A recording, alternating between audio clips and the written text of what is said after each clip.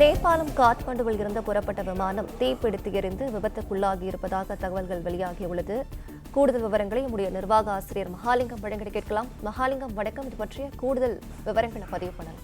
வணக்கம். தற்பொழுது காட்மாண்டுவில் நடந்த இந்த விமான விபத்து குறித்து புதிய தகவல்கள் வெளியாயிருக்கிறது, புதிய காட்சிகளும் வெளியாயிருக்கிறது. தற்போதைய கிடைத்த தகவலின்படி விபத்து நடந்த இந்த திரிபுவன் சர்வதேச விமான நிலையம் தற்காலிகமாக மூடப்பட்டிருப்பதாக தகவல் கிடைத்திருக்கிறது. விபத்தில் சிக்கிய விமானம் உள்ளவர்களை மீட்கும் பணி தீவிரமாக நடைபெற்று வருவதாக அங்கிருந்து வரக்கூடிய செய்திகள் தெரிவிக்கின்றன.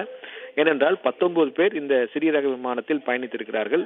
இந்த விமானம் தனது பயணத்திற்கு தயாராகும் நோக்கில் விமானத்தை ஓடுதளத்திற்கு எடுத்து வந்திருக்கிறார்கள். ஓடுதளத்திலிருந்து அது டேக் ஆஃப் செய்வதற்கான முயற்சிகளை விமானத்தில் இருந்த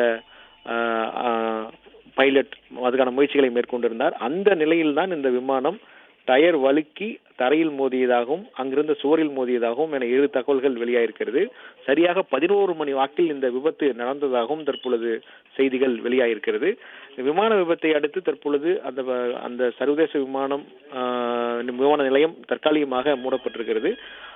மீட்பு குழுவினர் தற்போது அந்த இடத்திற்கு சென்று மீட்பு பணிகளை தீவிரமாக மேற்கொண்டு வருகிறார்கள் என்ற தகவல் சொல்லப்பட்டிருக்கிறது. ஆனால் இதுவரைக்கும் இந்த விபத்து நடந்தது குறித்தும் அதே போல பாதிக்கப்பட்டவர்கள் குறித்த எந்த தகவலும் அதிகாரப்பூர்வமாக வெளியாகவில்லை.